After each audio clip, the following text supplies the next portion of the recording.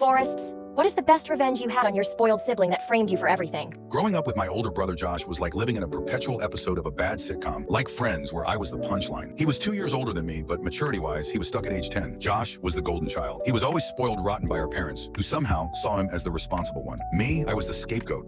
Every broken vase, every missing cookie, every dent in the car, he'd pin it on me, and mom and dad would buy it all and never suspect anything. It started small when we were kids. He'd sneak out at night, come back reeking of mischief, and if anything went wrong, like the time he borrowed dad's tools and lost them, he'd swear I did it. Drake is always messing around, he'd say with a smug grin. Parents believed him because he was older, supposedly wiser. Later on in close quarters, he'd threaten to beat me up if I ever protested. Punishments piled up. Grounding, chores, no allowance. I learned to bite my tongue, but resentment brewed. Fast forward to our late teens. I was 18, Jokish 20, both still at home. I was working part-time at a coffee shop, saving every penny for college. Josh, he lounged around playing video games, leeching off mom and dad.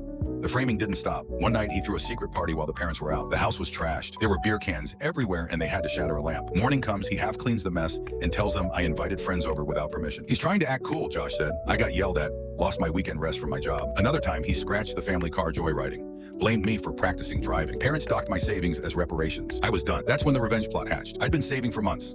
About $500 from tips. While Josh was out one weekend, probably causing chaos elsewhere, and parents were visiting relatives, I stayed homesick. But really, I used my cash to buy a set of discreet security cameras. Nothing fancy though. They're wireless ones from an online store, easy to install. I placed them strategically. Living room, kitchen, hallway, even one overlooking the garage. They were hidden in plain sight, behind bookshelves, in plant pots. They recorded to a cloud app on my phone, motion activated. I didn't tell a soul. I acted normal when everyone returned. Josh, oblivious as ever, kept up his antics. A week later, he sneaks in late, knocks over a glass of wine on the wooden table while fumbling for snacks. Next morning, hey, looks like someone was clumsy last night. Bet it was you, little bro. Parents start eyeing me suspiciously, but I was ready. Wait, let's check the footage, I said casually, pulling out my phone. Josh's face was priceless. He tried to stop me, but I played the clip to our parents of Josh stumbling in, the glass shattering, him cursing and hiding shards under the rug, and put a cloth on top of the wine-soaked wooden table and floor. The silence was the loudest I ever heard until my parents burst in anger.